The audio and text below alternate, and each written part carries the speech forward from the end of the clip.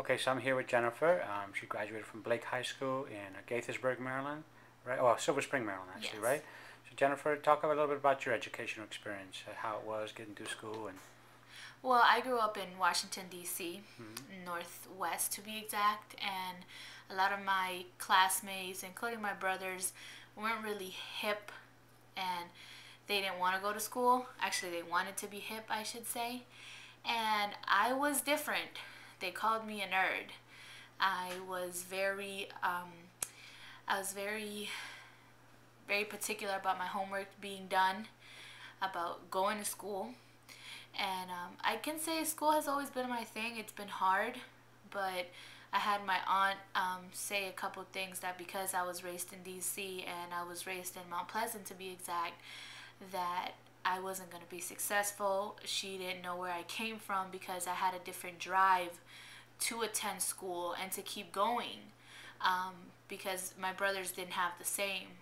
I graduated in 2008 and I'm still in college, and neither of them have their GED, unfortunately. I don't know how that's going, but I want to get my master's in political science. So I feel like education is key, and you need it wherever you go, no matter what. No matter if you people say that it's okay, you can reach to high school and that's it. Not for me.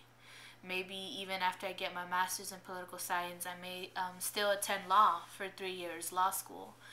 So I just feel like school is forever going to be a part of me. So you graduated. You're gonna hopefully go on to law school and even beyond, if possible. Where are you? And how many members of your family are there? You and your two brothers, or are there others? Yes. And Me and my two brothers and I and my mother. and then are your brothers younger or older than you? They're older than me. So what do you think was different? Why didn't they make it to school? What made a difference for you? They said school wasn't for them. They said being in class was boring, and I don't understand because at least my older brother, who's 23, he's very intelligent. I can ask him any question and he'll have the answer. And I asked myself, why didn't he continue going to school? But at the moment, when they started working when they were in high school, they became more interested in making money than getting an education. So when I got my first job and I was 16, it became a concern for my mother.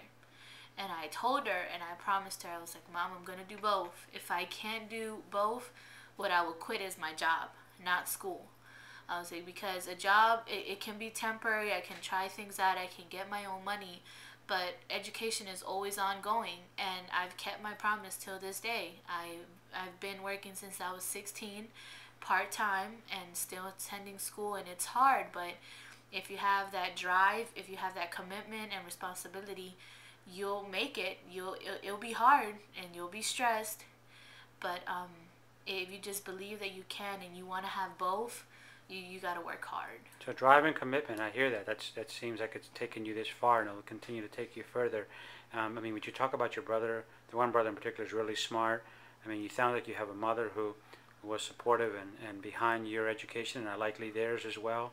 I mean, what was it different for boys? Were the teachers where you went to school supportive of you, of your brothers? I mean, it's hard to the same family, but some make it, some don't. I mean, what's When your thoughts around that? when they see three of us together, they wonder where do I fit in this, because out of three of us, I am the most talkative, the most friendliest. Like I'd approach you in any random day and just say, "Hi, how you doing?"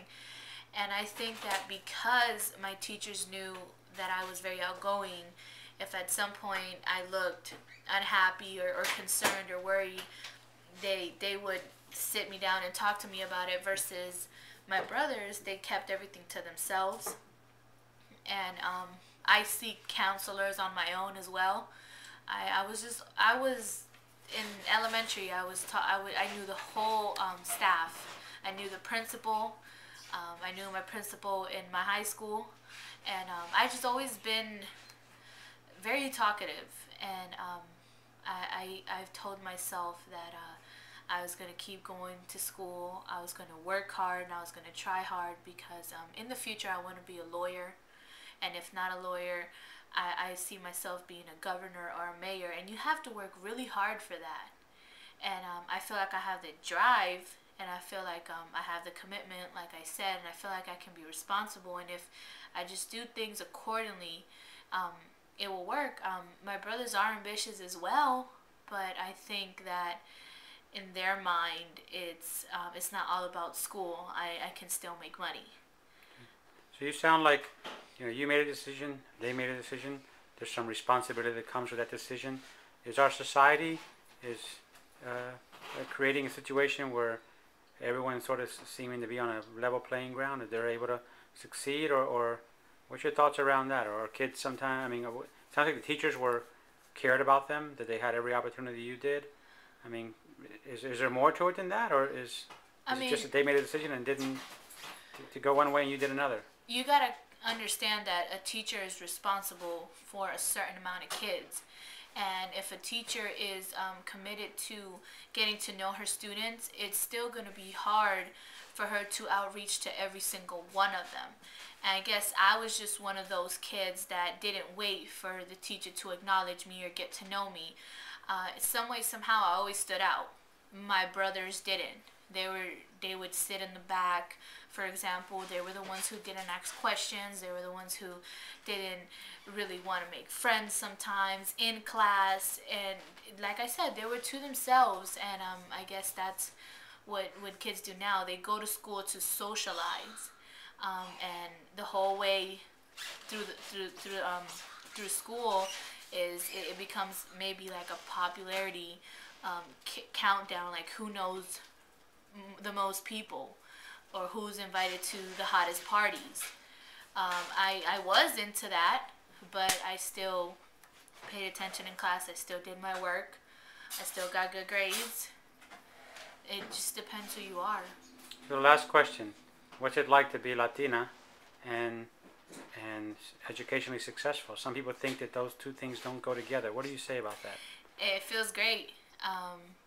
I feel great. I'm proud of myself. It's also, I prove something for those who think that to be a Latina or to be a minority, that it's either one or the other. You're either in the streets or you're selling yourself short.